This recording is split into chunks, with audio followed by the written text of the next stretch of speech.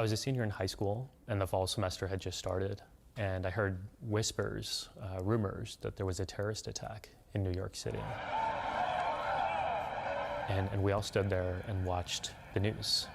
They mentioned the name Osama bin Laden. I hadn't heard it before. And then they showed an image of him and his turban and his beard and his brown skin. And as I saw him, my heart sank. I knew that my life would change forever.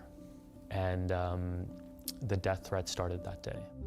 I was 10 years old the first time someone called me a terrorist. I was at a soccer game. The referee was doing equipment checks, making sure we had our shin guards and our cleats on. And when he got to me, he said something about how he needed to check my turban. He called me a terrorist, and he said that he knows that people like me like to hide bombs and knives in our headwear. And so I put my head forward and let him touch my turban. And no one had done that before. I felt like I was giving in to somebody's racism. And after that moment, I promised myself that next time I'm in a situation like this, I'm going to stand up for myself.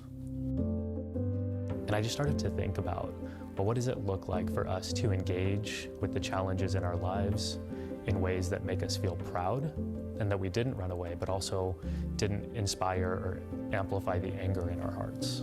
In these moments of violent racism, or even in the small moments of daily bigotry, I stop and I ask myself, how in this situation can I practice my values of oneness and love and service? How do we really love our neighbor as ourselves? Growing up in public schools in Texas, I didn't really learn about the cultures. I didn't learn to appreciate them.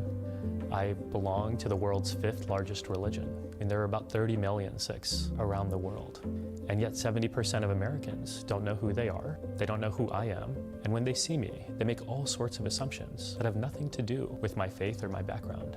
We fear what we don't know, and part of the antidote to that is to create literacy so that we know one another, we can respect one another, and we can appreciate one another.